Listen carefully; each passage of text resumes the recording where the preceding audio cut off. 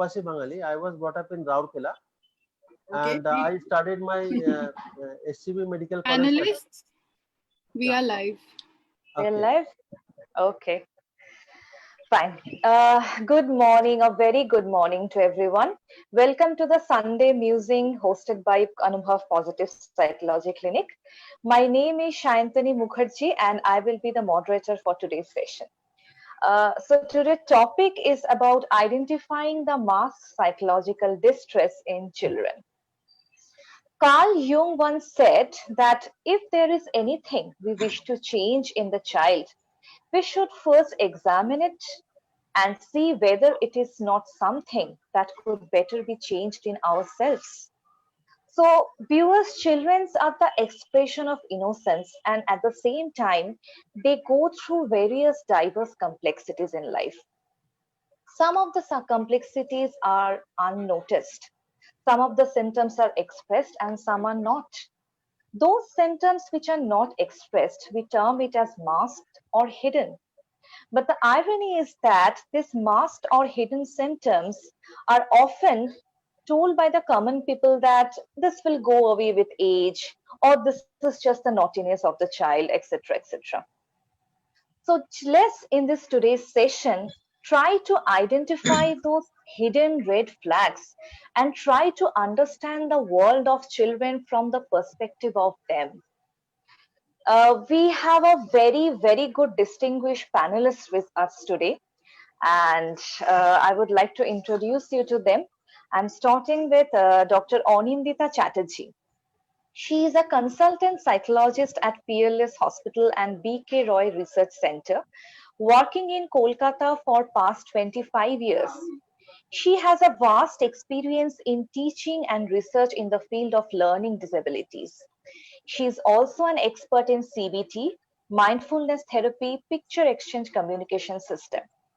She is also the founder director of Julian Day New Mission Inclusive School. Welcome, Dr. Chatterjee, to the panel. Thank you, Shantani. Okay. I'm moving on to Dr. Paromita Roy. She is a consultant pediatrician and a neonatologist. She is a consultant at Aurobindo Sheba Kendro and AMRI Mukundapur for the past 25 years again. She has dealt with children from 0 to 18 years of age and also has guided them as a mentor in psychosocial problems of them. Welcome, Dr. Roy, to the panel. Good morning and thank you, Shayantani. And obviously, last but not the least, Dr. Sheikh Abdul Basir. He is a consultant psychiatrist and the director of Mind Piper, a social entrepreneurship.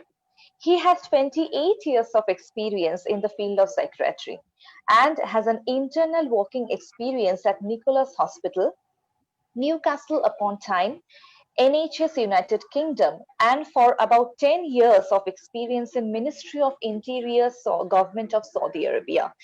He specializes in mood disorder and biological therapies. Welcome, Dr. Basir, to the panel. Yeah. Okay. So, viewers, let's start the discussion, what we have promised you today. I would like to start the discussion with Dr. Anindita Chatterjee. Ma'am, as we are discussing today about the hidden masked problems of children, so often we have come across certain common symptoms in our clinic and households. So let's start with those common symptoms like nail biting, bedwetting, nightmares, like these things. So when parents come across these problems and where parents are reporting these problems to us, they often say ki this will go away with age, maybe he is stressed or not. They fail to understand the underlying anxiety and depression behind it. So can you highlight certain points that how the symptoms actually develops and what can be the underlying causes behind it? See, there could be many causes for nail biting, then this bedwetting, and the anxiety is common. It's like an spectrum under all this. So nail biting, it can be parental conflict. It can be some kind of trauma, some abuse which we most of the time we kind of hide or we kind of ignore. Parents also has a mode of denial to this. This is a very important issue. That's why I'm focusing. And any kind of disruption, moving to one school from another, which may be the child's very close to heart, leaving friends behind. Then there is leaving the grandparents, moving to another house, then some kind of, some kind of change majorly. So this leads to a lot of stress, a lot of anxiety in the child. And nail biting has another issue, that is, it leads to obsessive compulsive disorder as well. We have seen that the adolescent children, they have this tremendous tendency, which we call technically oncophagia. That is, a kind of oral compulsive habit of biting your own nails, and it is classified as an emotional or behavioral disorder. So this is a lot of time we kind of ignore. The way you said that, okay, it will go off, it is a time being, these things are happening, and so on. So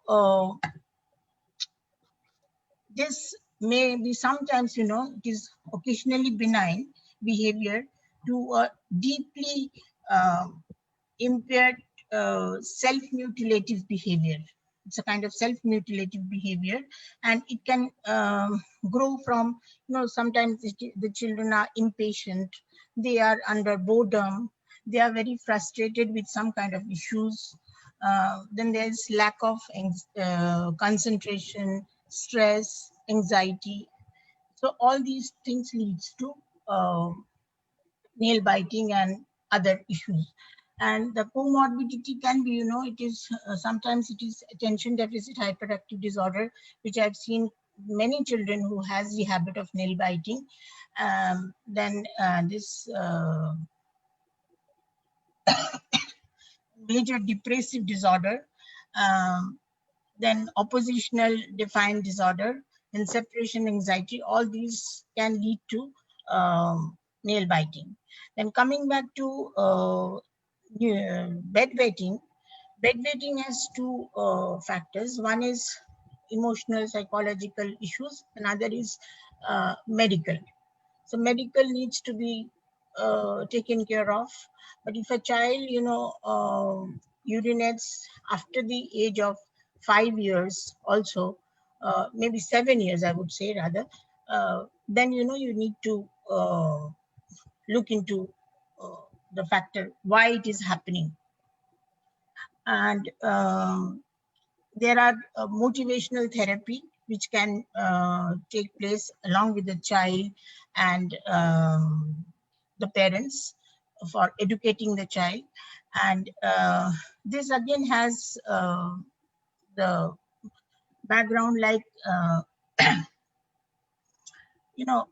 some kind of comparison. Then we discuss in front of people that, oh, this child is bedwetting. So this leads to a lot of anxiety in the child. And anxiety as per se, it has different symptoms like headache. Sometimes it is in the form of migraine.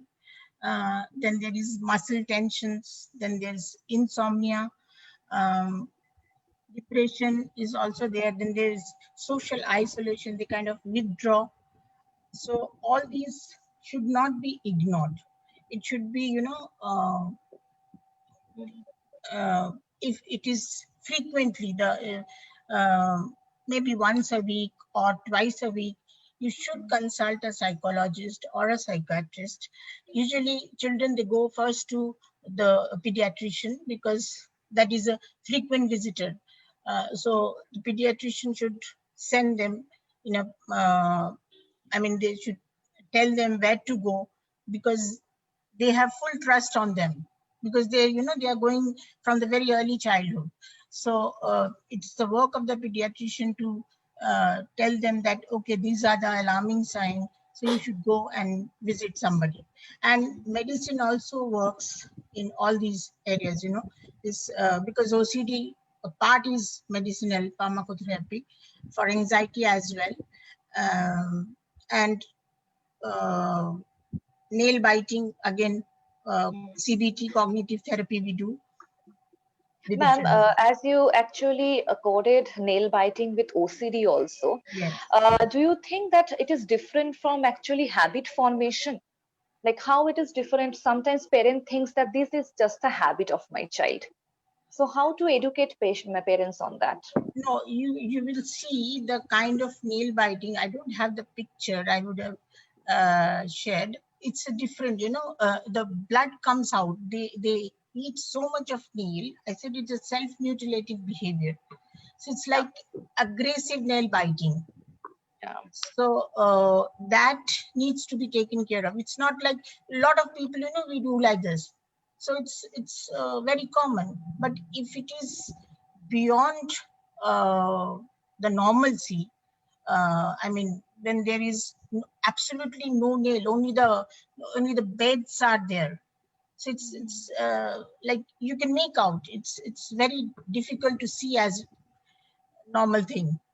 Okay. So a parent should be aware of all that. Yeah. Thank you so much, Dr. Chatterjee. Those are very, very good information. I'm moving on to Dr. Basir. Dr. Basir, as Dr. Chatterjee was talking about the OCD symptoms, and also she mentioned about certain physiological disorders like headache, pain disorders.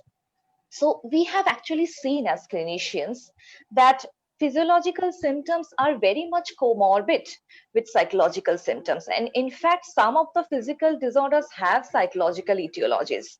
So can you highlight some of the disorders like unconsciousness or headache, pain, how actually these have psychological causes while the symptoms are physical? Very Hello, Dr. Basi, you are inaudible. Yeah, can you just unmute yourself? Yeah. Hello, yeah, just can you talk with your microphone like this so that we can hear you? Yeah. Hello. Yeah, you are audible, but your voice is a little cracking. Yeah. Am I audible and it is clearly now? Hello, yes, sir, you are audible, but your voice is cracking a bit. Something you can do, if any other microphone is on, you can put them off. Yes, yes, sir. Now you're audible. Yeah. Yeah. So let me tell you, I am into my clinical practice since last 28 years, and definitely I see a lot of children. So if I tell you the children especially, most of them they doesn't know anything about psychological presentation. They present physically, and I think Dr. Paramita Roy will agree. And they will first go to a pediatrician. And most of the presentation, let me tell you, the commonest disorder is anxiety disorder and depression. So how is the presentation in anxiety disorder? Like the child will mostly complain about tummy ache. Mostly they will also complaining of some type of dizziness. They cannot really define it. They will say, I'm not feeling good in the head. Very common is headache, very, very common. Very common is complaining about a nauseous feeling. Not feeling like eating, loss of appetite. And you know, the children, they need the sleep most. They need to sleep at least 9 hours. So the children, they will have difficulty in sleep, or they will have disturbed sleep. They will wake up in the middle of the night. And then some other behavior, like the child is depending on their age. You know, there is an attachment behavior. So that will be abnormal. The child would not like to leave their caregiver, the parents, go to the school or into something, some situation. Sometimes the parents need to leave the kid with a maid or sometimes with a relative and go somewhere. The child would very violently react to that. Apart from these things, of course, many of these children, they actually present with this nail biting, hair pulling, then even self-harming like scratching and even biting apart from the nail, something else, and then bed wetting, and sometimes encoparesis, that is passing stool in the bed. So now what happens? Apart from this thing, there are some other very unusual presentations. Like, that is some children, they will just go blank. Some of them present with sight as if it is lack of loss of consciousness. So that may not be exactly a presentation like an generalized tonic-clonic convulsion, like which you call epileptic fit, but similar to it. And also there are children who presented with, of course, severe trembling.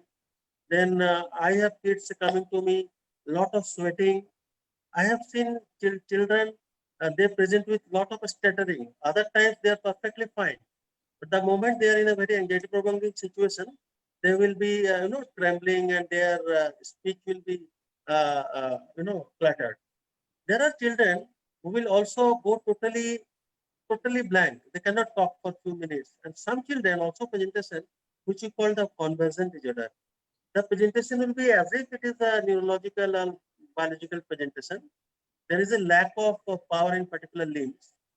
There is a lack of sensation or some new sensation, and sometimes some unusual pains in some unusual way. And apart from this physical presentation, there are also some presentation which is more serious type, that is severe self-harm. That I have seen some children, they have a headache, but the presentation was not because of the headache. The presentation was the child was banging his head on the wall. So that is one.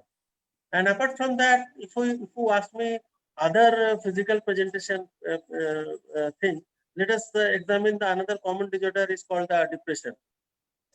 In depression, there will be a lack of energy for the kid. Like the child will find it difficult even to do the day-to-day, like waking up, or if you wake up, just telling them to brush their teeth, and then something like please eat. So huge lack of appetite, and many children, they also present with lot of digestive problems. And as we being Bengalis, we are very much preoccupied with your tummy in terms of eating, and as well as a lot of tummy problems. So many of the children, even as a small children, there will be a presentation of constipation, the PICU syndrome, that movie by Amitabh Bachchan. So there will be also children with some unusual. So adults actually have those syndromes too, like Piku in Amitabh Bachchan. Yeah. yeah. So that's why I give this name so that people can connect well. Amitabh Bachchan's movie was so perfectly made. Somebody who must have made it must be pure Bengali. So now you see, the children are also, not only they learn by role modeling, the adults, Bengalis are so much preoccupied with food and associated with food. So similarly, they are also. So these children, they will present with, the parents will complain, they will eat, they are eating just now and again running to the toilet. So that is something, eating there and releasing it immediately, something like that. Then there are various presentations like the moment they eat, they will feel that something that is important Bengali gas syndrome. And this gas is everywhere. So it is not only the gas is, biologically we know that gas is not only inside a pipe, it is inside the stomach. But the description by the patient is the gas is gets stuck there. Not only it gets stuck there, it goes up the throat and it goes to the head. So that's sort of important gaseous syndrome. And actually it is, they can complain like, I'm eating and the child is not able to digest. The child is repeatedly having diarrhea. And then another anxiety presentation is the children, they have a sort of repeated micturition. And this is not exactly diarrhea by repeated passing of stool. Okay. Apart from this thing, there are so many types of pains by the kids. So the pain of stomachache is one of the commonest pain, but also there is one very important presentation of kids when it is huge anxiety, even that level of anxiety, which you call, of course, we diagnose that panic disorder, but the presentation you see, in children, the presentation will be, they will land up with a respiratory specialist. बच्चे को ठीक से सांस लेना नहीं आता है, the child ভালো করে নিশ্চয় নিতে পারছে না, Shortness of আটকে breath, যাচ্ছে। yeah. Mhm. That is that breathlessness, that choking. Then there are children who will say that there is a বুক ধড়ফড় করছে, বুক ধড়ফড় করছে, you know, that is actually nothing but palpitation. And then these things, like children cannot describe it, actually it is that খুব বেশি ঠান্ডা লাগছে, এই গরম লাগছে, এই ঠান্ডা লাগছে. So that is nothing but, you know, flushing because of heat. And then sometimes when there is a very severe panic attack, the child can actually feel the nauseating and go and run for a vomiting. And sometimes what happens, it's a very serious panic attack, the child cannot exactly say that what is it, but they feel that the doom is near. I can just fall down and I can just die. Of course, the bigger child, they can express it better. Like in teenage group, they can express it better. And somehow, I think Dr. Paramita will agree that these symptoms of this panic attacks and more psychological symptoms, like I am feeling bad, I don't like to do anything, and the child will withdraw themselves. The child will suddenly withdraw themselves. The child will be sometimes, you know, become so cranky. Like if you just hold the child, they will feel pain. So that sort of pain, you know. Now, one very important issue, like I would like to elaborate here, like the child will present with a physical symptoms to the doctor, isn't it? So now it is the question of the doctor, and provided I'm very sure someone like Dr. Roy, so she will be able to make the difference between what is a psychological pain or what pain is need a psychological attention, and which one to be treated symptomatically or looking for the biological cause.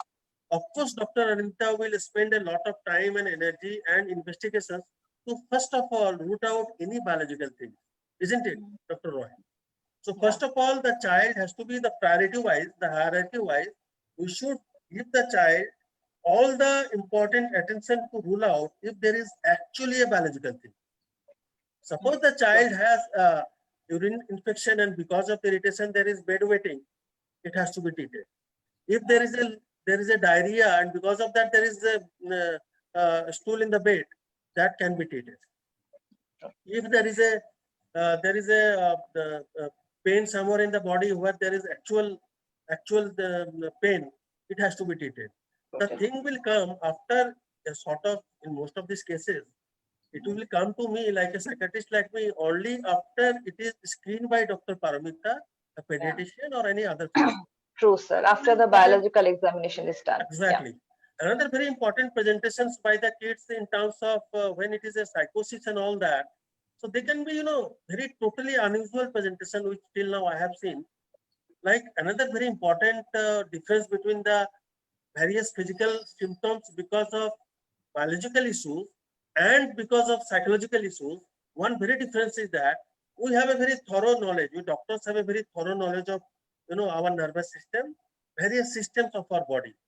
Now, you know, like we know that unfortunately, if a particular nerve root is damaged, a particular area that is called a dermatome will be damaged, or that will show the symptoms like a loss of function in terms of motor function, loss of sensory function, or paresthesia, whatever. But if once we examine thoroughly, sometimes we'll find that we cannot correlate with anatomically and physiologically. Then we should be more suspicious. Another very big thing when it comes of these children, especially the bigger children, I should say, that when it comes to the various conversion symptoms, we have to look for the secondary gain. What my point? Like secondary gain, the child is sick at such a particular time, maybe very important examination is coming up, he is not prepared. Okay. And very, very important, I think all of us, anyone who is dealing with children, we should keep our antenna very alert, our eyes and ear open towards any psychological abuse. True. And the way, you know, the children, and especially in our country, that hierarchy, anyone who is big, he can say anything, and the child is not allowed to even say in front of some big, you know, big figures. And that is the worst area, the situation where the child sexual abuse takes place. So that child has to be given enough time to bring out those hidden things. And it is not masked. It is, actually it is not masked from the child side. It is masked because just in the very beginning, Dr. Santani Mukherjee just told that the parents try to ignore. Now, thing is that we are doing this webinar to let the parents be aware. So Absolutely. that is the most important benefit we'll get out of these webinars and our more active such teachings in various platforms. Let us make people aware. Now, one very important issue here which is always bothers me a lot, like if there is any physical problem, suppose the child falls down and scratch the knee, it will get a lot of attention, lot of caring and all that. But when the child complains something psychologically, why it is ignored so much? Yeah. That should not be. And Absolutely. the stitch in time is a stitch in time, safe night. So similarly, the earlier we diagnose, the earlier we take the specialist interventions, and the things will get better. So Absolutely. apart Thank from you that, so much. any special issues you want to highlight me, I am ready. But I think I will end at least this present part in this point. Yeah. Thank you so much, Dr. Bose. You actually highlighted various physical symptoms which have psychological causes and which have neurological causes too. I'm moving on to Dr. Paramita Roy. Dr. Paramita Roy, being a pediatrician, you have handled children from the initial days and actually from neonatal stage from to 18 years of age. So you have seen that many developmental disorders like intellectual deficiency or autism spectrum disorders, these kind of disorders have some initial symptoms in the initial years of the child, which often goes unnoticed. So can you highlight those points where these symptoms can be identified by the parents? Right. Am I audible? Yes, ma'am. Yeah. Right. I'm a clinician, and I'm here to share what I get in my day-to-day practice. Like autism spectrum disorder is a very common neurobiologic disorder, and there is no diagnostic biomarker till date for this. Like its diagnosis depends upon careful history and close monitoring of child's behavior, right? So at a very early age, some children, they present with like delayed social smiling, then delayed response to name in spite normal hearing system, then in some cases delayed babbling, delayed eye to eye contact. They come with these symptoms, but early childhood symptoms sometimes may not be biomarker for later presentation. In milder cases, these ASD children remain unnoticed. And when they join school, then only the problem starts. Like peer presentation, like group activities. Then first it's noticed by teacher, then they call the parents, then the problem starts. Sometimes they come to us, then we refer them in that way. So the common symptoms that a autic child present, I told you up to 1 year these things, and after 1 year, like when they are 1.5 to 2 years, they refuse to attend social gatherings like birthday parties, which most children like. They are very stubborn sort of and repetitive form of behavior, like opening a door and closing it, opening a door and closing it. In spite you, like when they come to our clinic, they'll switch on and switch off a switch. In spite the parents are like warning, don't do this. I say they won't listen to you. These are the behavior, and they remain into their own world. They don't allow anyone to enter into their world. Okay, then eye to eye contact, most of the cases it's not there. And they believe in they like to be in the same nest, like same house, same dress. They don't want to change. Same food. It's very difficult for the parents to introduce new food. And for that, they suffer from constipation because they don't want to have vegetables. They don't want to have a fiber-rich diet. It's very difficult for their parents. And most of the parents, they come with like chronic constipation, habitual constipation. When we go to detailed history, then we come to know the child has this behavior. So the main thing remains must. And what else? Like they feel like watching the same video repeatedly. They don't want the new things. If like parents sometimes come, if they shift to a new house, the child is very irritant. He doesn't like the new thing. He wants to be in the old ones only. These are the things we come across in day-to-day life. Sometimes they come with insomnia. Sometimes they come with like anxiety, and they have their poor intelligence. They don't interact. Socializing is zero. If parents take them to the park, no, they don't like. They like the same old 1 or 2 toys, and they would like to play with those things daily. These are the things we come across routinely, and this is very like common nowadays. Yes. Ma'am, is there any assessment tool for you to assess the initial symptoms in the initial days? There is no hard and fast rule. I told you at the very beginning, there is no biological marker to mark. This is a autic child, this is not, the severity. Nowadays, the severity wise, they divided into 3 grades, but commonly they come with delayed smile, delayed babbling, delayed eye contact, delayed responsiveness, all these things. Okay, thank you so much, Dr. Roy. These are very, very useful information for our viewers actually, that to identify the initial signs and I symptoms. wanted to like send this message to the viewers. I don't want to like discuss the textbook things here. Yeah, absolutely. And moving on to Dr. Anindita Chatterjee, as Dr. Paramita Roy was discussing about the initial symptoms, ma'am, you are an experienced therapist in the field of disability, and I think you're an expert in picture exchange communication system also. So as she was discussing also, Dr. Roy, that social interaction, emotional expression, these things are impaired in the development of disability children. So can you highlight at least 3 to 4 management techniques where they can be handled? Because parents sometimes think that no, this is a developmental disorder, this can't be handled, my child will be like this all the way.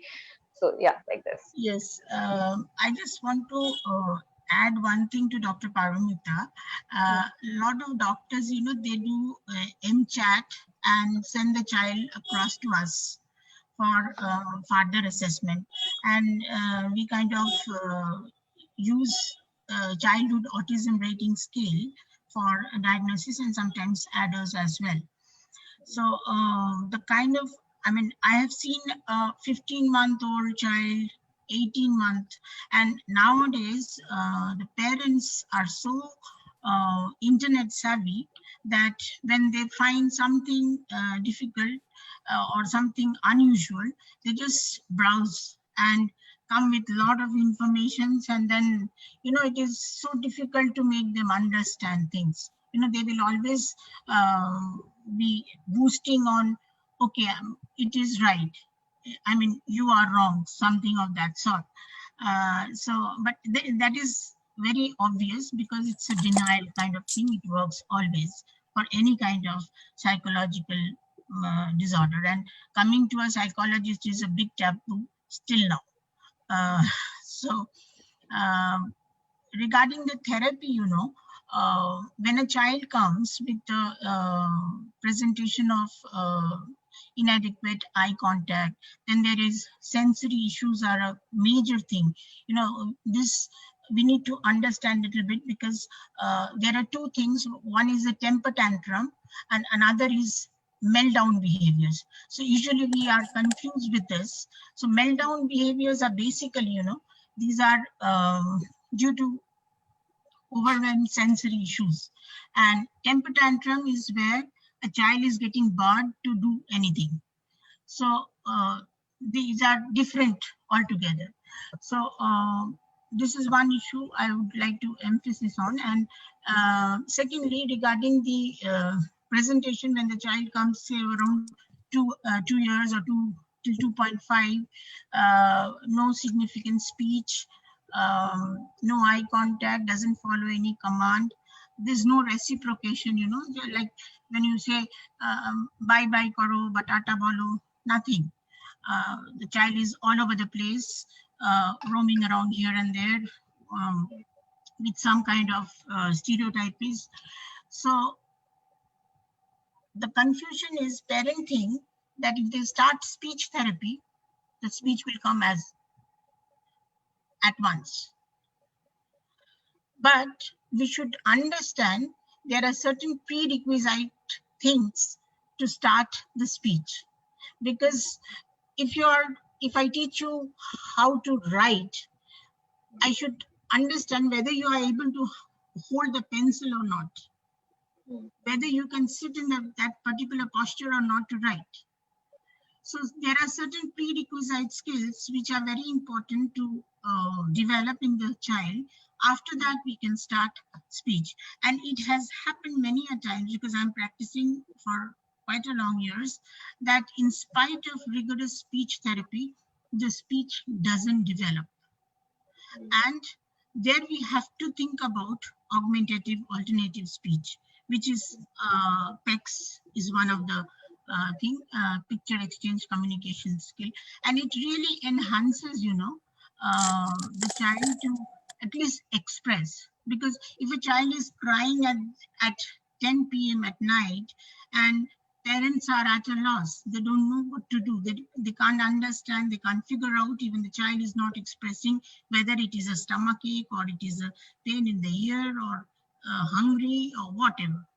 So at least if they can pick up the card, because picture exchange is a kind of album which we encourage the parents to make with various kind of pictures in it, flashcards, and you keep on adding the pictures in it. Sometimes iPad is also used nowadays, and you download the pictures there and you just swipe, and you can show it to the teacher or the caregiver, whosoever is there, that okay, you want water, you want to go to the loo, if there's a picture of a commode, so you want to go to the loo. So all these things are really helpful for the child to make others understand, and at least they can express. So the whole problem, it reduces to some extent, that at least they are expressing there. So if you develop the receptive skill in the child, then only the expressive skill will grow. So which we most of the time which we fail to understand. We think everything is fine. If the child can speak, everything will go off. It's not. It's not. There are other issues as well. So the therapy which I usually suggest is special education initial days, followed by speech, and sometimes occupational therapy is also very important for sensory integration. These are commonly used. Then it again depends on the parent, they sometimes they don't continue, and Kolkata লোকেদের একটা ভেলোর যাওয়ার tendency আছে. True. So they will always go there, or they will go to Nimans and find out what is the problem with the child. Nowadays, So, Yeah, true. Thank you, Dr. Chatterjee. In fact, when you were actually explaining the picture exchange system, a thought actually was coming in my mind that in ancient days, where people used to communicate through pictures written on drawing on yes, caves, cave yes, paintings. yes. So that was coming that there was no language at that time. So No, we used to absolutely communicate with that. Even you see the sari which we wear, Bengal has this Baluchari sari. It has a story. It has a story there with the pictures. Yeah, absolutely. Thank you so much, ma'am. I'm moving on to Dr. Basir here again. Dr. Basir, we were talking about internalized symptoms and the physical symptoms a lot. Sometimes what happens, we see just the opposite symptoms, like they are having internalized problems like depression, anxiety, but the child is showing violence, the child is showing temper tantrums. Externalized behavior is camouflaging the internalized symptoms. So how do you like to highlight upon this, why this happens? Yeah, it is not only in children, it is with adults as well. The explanation, there are so many types about it. But one thing, let me tell you, like, of course, I think our brain is a very small in compared to the problems before us. So what happened that we scientists try to understand our body, we have actually divided into various systems. And same way, one a very big division is the body and the mind. But are they? No, True. they are the same one. So my explanation is that our brain is actually the CPU of the computer. You know that CPU in the computer, and the various connectors are everywhere, going everywhere to the screen, to the projector, to the printer, to the typewriter, or your keyboard and mouse. So many things. So exactly the same way, when the brain is affected, so its expression will be different. In fact, what happens sometimes it was so difficult to explain to the patients that what their child is going through. Like in fact, I think Dr. Paramita must have experienced a lot many times this refusal of the parents to go to a psychiatrist, isn't it? True. Yeah. It is Very so difficult to send them to a psychiatrist. They will tell that my child is having a stomach ache. Why you are sending my child to the psychiatrist? So let me tell you what I usually say to my patients. And I think it is very, very nice one because this one I have developed. As you see that wherever we are sitting, we have a switchboard and there are so many switches for so many gadgets. Like there is a fan, there is a AC, there is a light and all that. So now what happens, one particular light is not glowing, it is not working. So what I will do, I will change the bulb. It's a new bulb now. Still it is not working. So what can be the problem? It is in the holder. It can be in the wiring. It can be in the switchboard itself. So I try to explain to my patient that our brain is the switchboard, the nerve is the wire. Okay. So now if the bulb is new, so most of the times what happens, definitely you are taken to the child to a doctor, like to a pediatrician or to a gastroenterologist and all that. And the doctor has seen that child and doctor has ruled out any physical problem. The esteemed doctor, he has worked hard so many years and so much of experience. The doctor is telling that there is nothing wrong with the tummy. So now what is the problem? Now again going to the back toward those, working toward the switch and working toward the brain. So that is the issue. One more thing I always try to tell you, as you see, the children, they are still learning. They're still learning. These children, they cannot really make a difference between what is a psychological presentation, what is the feeling sad. Even learning that language for emotion is so tough. So telling that, instead of that, it was much better to say that I have a chest pain. Okay. Somebody, actually, if you see that sometimes in a very sad situation, all of the adults must have felt a similar chest discomfort when you feel like crying and all that. So the child will naturally, his focus will be that language will come out. Of course, the psychoanalytical theory says that there is a conflict issue and your innate drive to want something and you are to try to suppress that. And it comes out in form of repressed emotion. So that again presentation as a somatization. And there are so many types of examples like, of course, one of the commonest one, I should say, is the conversion symptoms. Like the presentation can be the child is repeatedly losing consciousness, just falling down, the repeatedly going blank. Of that particular child, I have seen a child not able to see. Everything is fine. Even the ophthalmologist has completely examined, but the child is not able to see. Some particular child is not able to speak. So these are the things. And one very important issue also I would like to add to that. It is not related to the one which is we're talking about. I would always like to, because most probably through this webinar, we are connecting to normal people, those who are not from our educated branch, of course. So for them, I would always like, when it comes to the talking about autism, please go and look at that movie called My Name is Khan. It's a beautiful movie. Also, And I Burfi, sir. thank to the Yeah. director, I Mm. thanks to the director that really very few compared to many Bollywood movies where a real good research has been done. And each of the symptomatic presentation, textbook presentation are there. And naturally the parents that doesn't know, of course, I do teaching here in Delhi in the IP University. So it was when taking classes for the so-called would-be doctors. So even them, the moment I take the name and those who had seen, now the whole subject is so clear. So this particular child, one more thing I would like to present here, that many of these child are so good IQ. 80% of them are with normal IQ.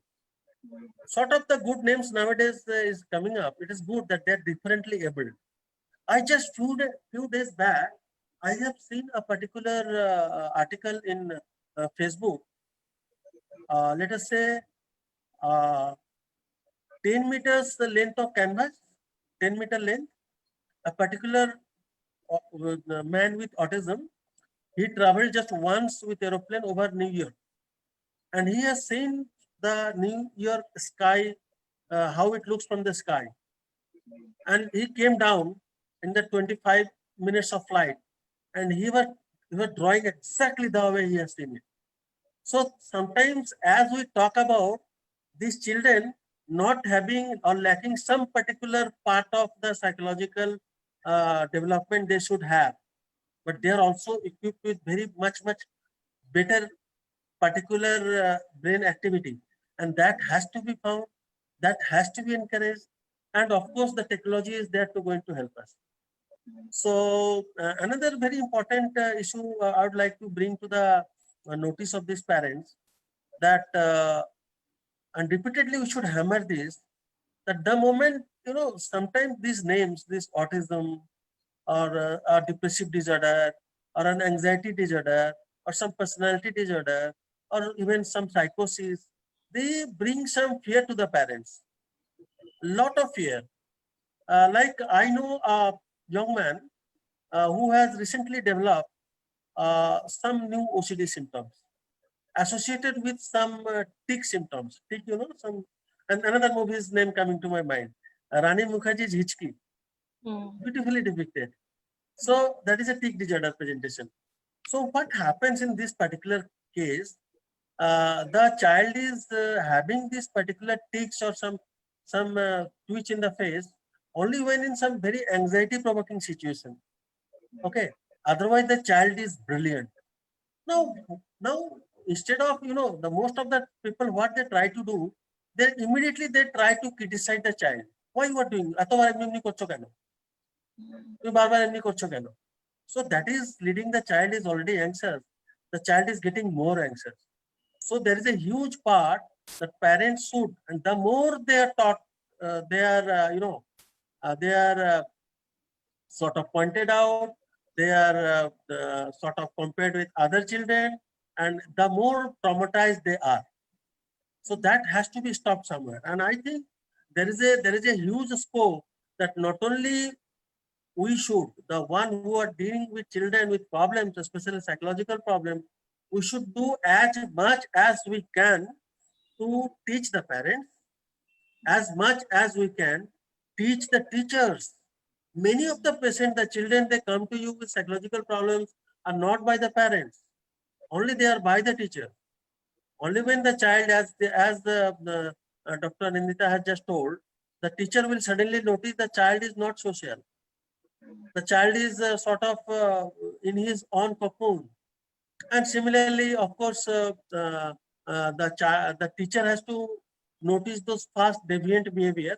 And of course, this some bad behavior is very much obvious, like conduct disorder and this abandonment disorder and ADHD and all that. They are very visible. The problem is actually where it is really masked, and masked especially when more negative symptoms, like even negative symptoms in schizophrenia, psychosis, the asocialization and hedonia and asocialization as you see in depression and all that.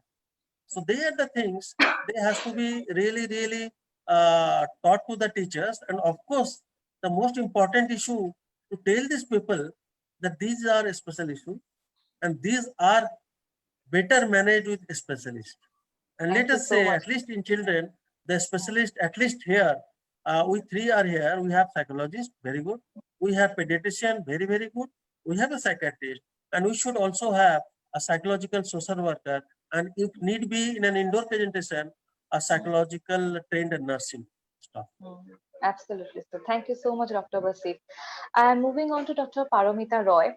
Ma'am, as a clinician, you have seen various ups and downs in a mother-child relationship, mother-child bond attachment. Okay, so how do you think there is a clinical disorder named separation anxiety disorder? So how do you think it actually develops in the initial years, and what can be the possible causes you have experienced? Absolutely right, Shantani. Before moving on to the separation anxiety disorder, I would like to share few of my experiences or key words regarding this mother-child bonding, which is becoming very much crucial nowadays. As our this generation moms are mostly multitasking, so in spite of their will sometimes they miss it out. My advice is, I have 3 4 5 tips. Tip number 1 is, soon after the baby is born, start breastfeeding. That is the best way to bond a newborn, number 1. And number 2 is, by breastfeeding you will be able to give your baby the world's most purest and safest food for the first 5 to 6 months. And after 6 months, when you join back to work, you leave the baby either to a ayah or your mom or mom-in-law. Okay. And at that point of time, we start giving the child meaning food. I mean to say complementary food, home cooked cereals and all. So many moms, they feel, see, I'm working, ma'am, and after 8 10 months, I have joined back. I have work pressure. So the everything of the baby will be looked after my mom or mom-in-law or caregiver, whoever. This is not right. After breastfeeding, your duty is not over. You join back office, do your office in spite. Take care of what your baby is eating. Give him his breakfast, arrange his lunch, ask your mom-in-law or mom to feed him. Coming back from office, like, give him his dinner, sit with him. Otherwise, it's very tough to maintain this bonding. Soon after these children join school, you are a bit free. But I must advise, you should take minimum 1 to 2 hours after you come back from office and take care of your child, look after his studies, discuss with him closely and patiently what has happened whole the day, what has happened in the school, like avoid private tutors in junior classes, because I feel nowadays these NCERT books are too good, too methodical. And Absolutely. moreover, our school teachers are also very vigilant. So there is no need for a private tutor. Teach him on a regular basis. Whenever you are out of station, ask your husband to take care. There is Zoom, there is this, there is that. Take a track, keep a track. I mean to say, keep a track. And if you are sincere, your child also will realize that and will not go to like any bad company or bad track. Huh? Uh, so in these are the way of bonding. Now coming back to like separation, as we have a time crunch, I feel separation anxiety disorder. This is a very common anxiety disorder. Mostly girl child, they do suffer. Pubertal girls, average age group is 7.5 years. And it starts maybe after a prolonged vacation, like after this pandemic, maybe after a prolonged illness, or maybe after a separation in the family. And they they present in a way like they don't unrealistic, persistent worries about separation from the home or primary caregiver. They don't feel like sleeping at night alone. They don't feel like going to school, which is very common. They complain of pain abdomen in the morning, nausea in the morning. Parents come to us, and sometimes they complain of respiratory problem. Like they say, "Ma'am, I have difficulty breathing since morning." Immediately we ask, "Was there any sleep disturbances?" Mom will answer, "No, she slept overnight very peacefully. Since morning, she's complaining of difficulty in breathing." These all are psychosomatic disorder. And uh, out of your anxiety. And these children, in these children, it has been seen that their moms are also patient of anxiety disorder, many cases. And what else? They persistently avoid being alone. Always they want company. It's very difficult for working parents to maintain that. Sometimes Aya is not there, she won't stay alone. These are the problem. They have nightmares involving themes of separation. Many somatic symptoms like pain abdomen and all already I have discussed with you. And sometimes they come with comorbidities, as Dr. Basit said, tics. These children sometimes in their adulthood become a patient of panic disorder. Okay. And treatment is always parental therapy, family therapy, the separation, divorce. These are a very common associated problem in this separation anxiety disorder.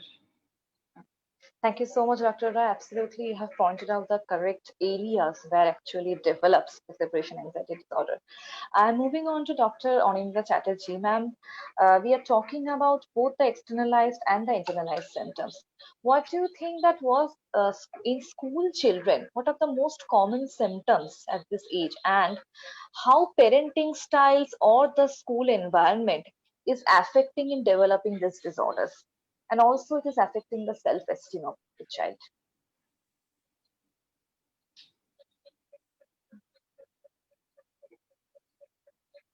Well, for externalized symptoms, we can see oppositional defiant disorder, attention deficit hyperactive disorder, conduct disorder, then aggressiveness, then delinquency. All these are, we can see in the child. And other than that, there are children with special need as well, who have scholastic difficulty, then lack of speech, poor adaptive skills and all. Now for this, parenting style is very, very important nowadays, because the whole concept has changed, and children are much more aware nowadays, which perhaps maybe I'm from far off generation. I mean, let's talk about your generation. They were, much more than your parents in many aspects, because all the time we get a lot of inputs from outside. Peer pressure is very, very important at this age in school going children. They think that friends are always right and parents are always wrong. So parents also should, they should gear up with the kind of environment and the present situation. They cannot say, "Je, amra to eta korini, tumi keno korbe." It's not right at this juncture, because then the child will come up with a lot of argument, and things will land up with very bad thing. So major thing is the positivity has to be focused. And most important, I feel, is communication. Communication is one area which is really, really important for children. And just, listening. It's not that you are saying something and I am also saying something. No, just listening. Like we say that a mother should be like a punching bag. A child can come up and say anything, whatever is happening in or in the mind or in the heart.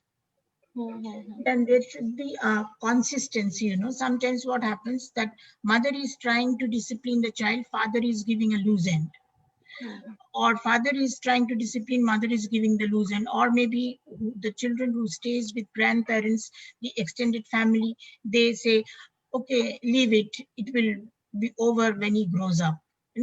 So the child learns the wrong ways and he thinks that this is the how I can get away. So at home he might get away, but not beyond that. So there he'll have adjustment problem, he'll misfit in his peers. Then there is avoid harsh words. A lot of time unconsciously also we kind of compare the child and we say he's doing so good, why can't you, I'm giving you so much, this, that. So please avoid the harsh word and comparison. Then encourage good exercise, sleep habit, and eating, which is very, very important, because children are very prone to this outside food nowadays. Then always notice child success, even if it is a very small thing. Even if it is a very small thing, you should appreciate that. Encourage social skills. And when a child is doing something wrong, always try to find out the story behind why the child is doing this. You should ask yourself and you should find out why a child is doing this behavior all of a sudden. So that should be your marker that something went wrong, because a lot of things happen. So that is very important. So keeping an eye is most important for parenting with a positive outlook.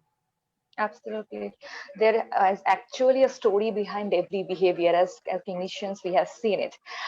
We are running out of time and quickly taking some questions from the audience. So, Dr. Basir, some of them has asked that how can we increase children's adaptability when they do whatever they want or parents are very overprotective?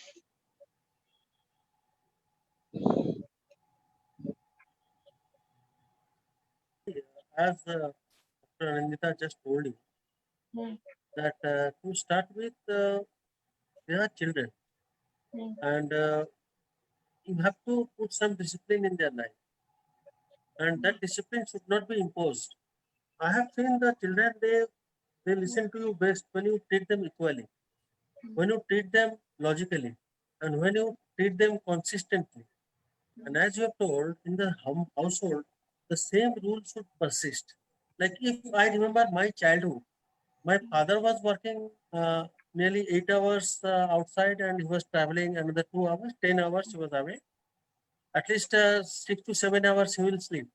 So most of the other waking hours, it was my mom. So thank God I had such a beautiful and guiding mom. She was not highly educated, but she was very observant, and she was never lie to my dad. Very fortunately for that. So still exactly, already there is an unwritten rule that what they think about us, what I need to do, some very particular rules like you cannot stay outside beyond this particular dark hours. You cannot eat this particular type of fruits. You cannot drive at this age.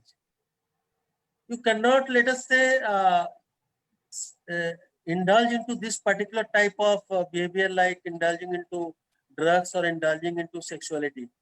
So that you has to be very much vigilant, and with love, with care, and very important, as I have told you, that listening. There's a beautiful story about listener. I forget the name of that particular neurosurgeon in USA. He once had described with a story that when he was with a black neurosurgeon, so when he was, in high school and all that, he will come back from the school and his mother will open each of the books and just see and he'll ask, why, what are you doing like this? Why don't you be more studious? Why don't you do better and all that? And his mother was a janitor, very low paying work. She was a worker. She was a working lady and single mother most probably. So only when much later, when there is a particular paper from the school has to be signed by the mother, that it came out that she was illiterate. But one thing you see, that behaviorally that she was indulging into, she was actually examining, actually giving attention. That is enough. The child needs that much. And in my own life, I remember that my dad used to uh, come to the school whenever he is free to take us back from the school. If not drop us to the school, it was walking distance, but he will come to us. And all the way, all the whole day, whatever story we have, we to share with him. And thank God that I could mimic that same thing with my kids. At least I was able to drop them and bring them from the school, in spite of that in school bus.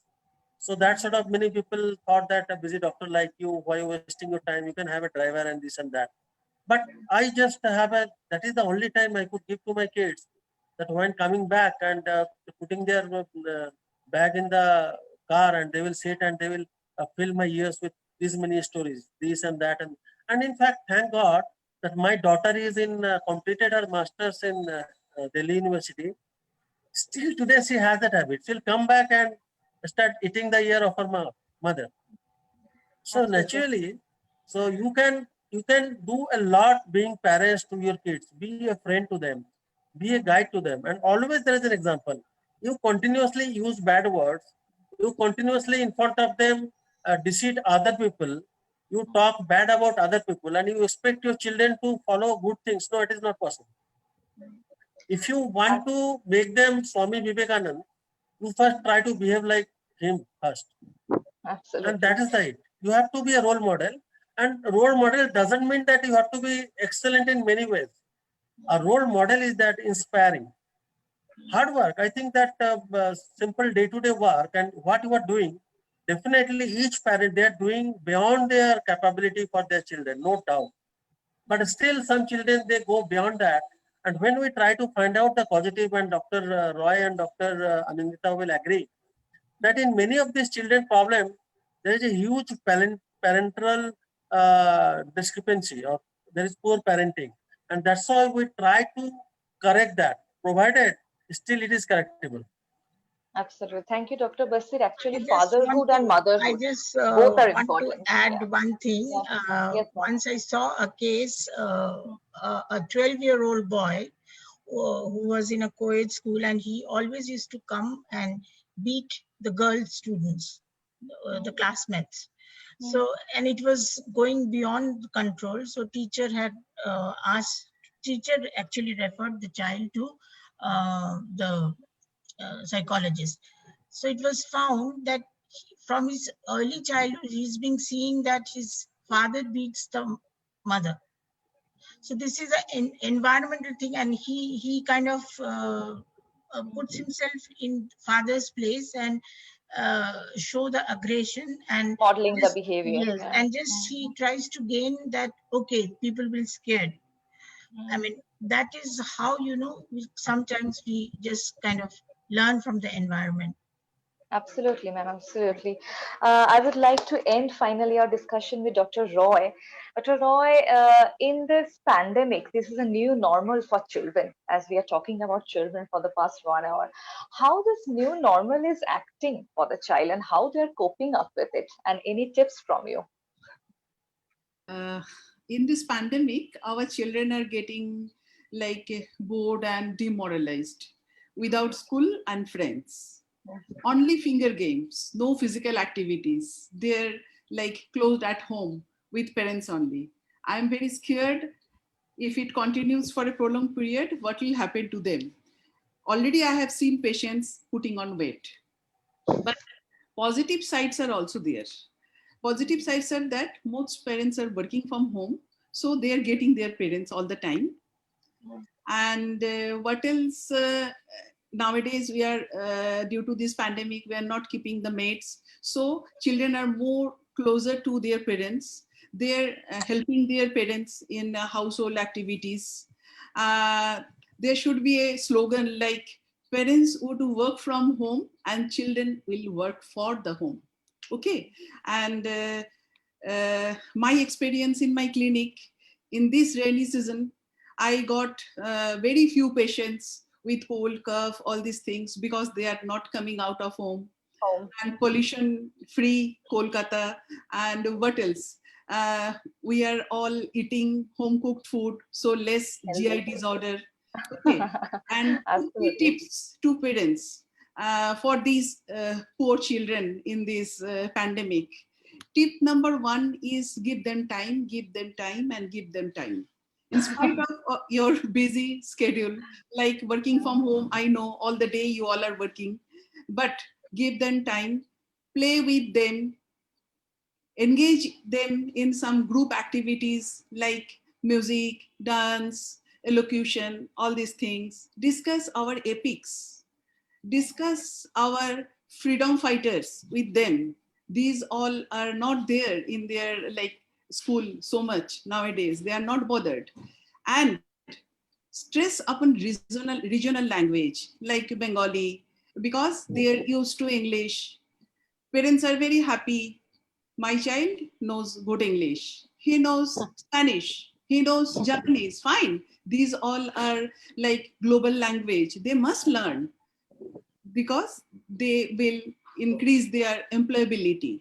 But at the same time, they must know their literature, their mother tongue, and as well as their their poets, their storytellers. They must parents should spend time telling them all moral stories, so that from the stories they come to learn the morals. That Yes, much. absolutely. Thank From you. stories, actually, I would like to end this discussion from stories, what Dr. Roy said. It's a very good modeling behavior for the child, learning about them, reading about them, trying to be one of them. So these are very, very important factors.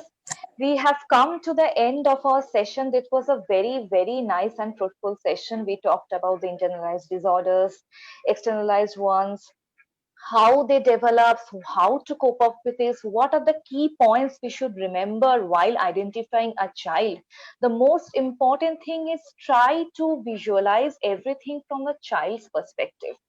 Not always try to bring the child into your world. Just for a moment, be with the child and try to be a little 6 year old. Try to view the world from their perspective. It will be very clear for you parents that what actually they are thinking and feeling. I would like to thank our panelists so much. Thank you so much for being with us and sharing such good information with us. Viewers, at the end of the session, we will share the contact details of the panelists. You will get their email IDs and the phone number if you want to contact with them. And also, Anubhav Positive Psychology Clinic is organizing an attention enhancement workshop. So you can see there and get the information and contact in our clinic for further information. This is our page for Anubhav Positive Psychology Clinic. These are the informations of the panelists.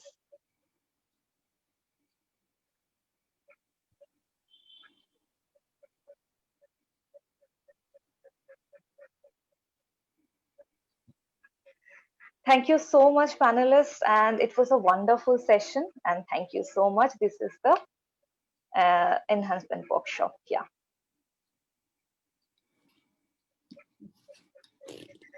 So I hope you have noted it down, and just very keen to see you all in our next Sunday musings. So till then, bye bye and namaste. Thank you. Yeah.